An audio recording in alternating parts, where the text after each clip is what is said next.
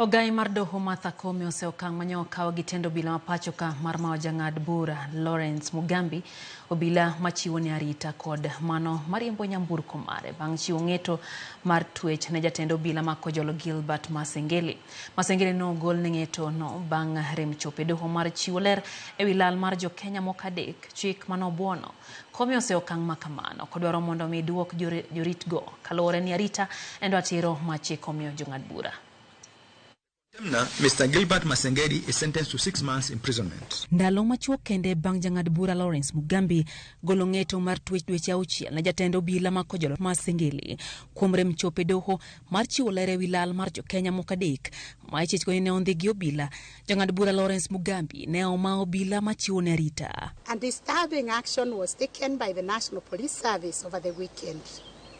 The security detail assigned to Honorable Justice Mugambi were disarmed and withdrawn.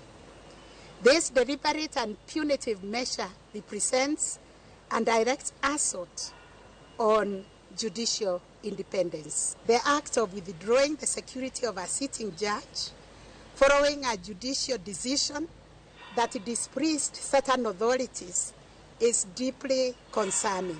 Mr. Justice Lawrence Mugambi, a judge of the High Court, has been presiding over a case brought to court by the Royal Society of Kenya and 3 others against the Inspector General of Police and 4 others. Mao yange gi Ogai mar doho Martha Koome moseyo okang' makamano koseyo obila kuom donjore chenro mag doho kendo rem luwo chike mapachoka ka koro golo chik mondo mi duok ne Mugambi obila mage. The Judicial Service Commission calls upon all state actors, particularly the National Police Service, to immediately restore the security of Honorable Justice Lawrence Mugambi and fulfill their constitutional duty to respect and enforce the decisions of the courts. Honorable Justice Mugambi, presiding over the case, issued what we call habeas corpus order, directing the immediate and unconditional release of the 3 individuals.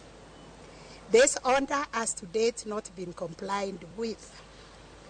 Following this, the court summoned the acting Inspector General of Police to explain the failure to comply with the habeas corpus order. Koome wacho ni Masengeli ong'eyo yo mwinjore olu ka ok omor gi ng'eto moro amora ma ogol gi doho koreo koda kadhi e doho mar Yuagra ma bende no osechopo omiyo tim mayo jang'ad bura jorit mage en wang' teko kendo achaya ne katiba mathurka. The appropriate recourse is to appeal to a higher court.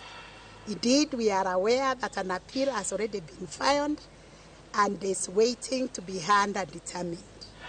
We caution, however, that retaliatory measures against a judge or judicial officers have no place in a democratic society. Gisingo chung motegno e kedo ne ratiro mar oganda kendo neno ni katiba mapachoka oriti kendo chung katinde. Security of a judge are tools of trade. They are not just given by the IG. They are given by the Constitution. It is a process that goes through Judicial Service Commission and SRC, and they cannot wake up one morning and just withdraw. Motelo ne mano, Koome oywago ng'ikruok ma doho osebedo gi chenro mage kaluwore gi nok mar omenda ma piny owacho osebedo ka chiwo ne doho. Oyango ni doho ne oket ni mana siling bilion 21.6 ataro madwaro mar siling bilion 44.9 ma doho ni godo. The other thing that keeps me awake, you have heard of budgetary cuts, but what really touches me is the one on technology.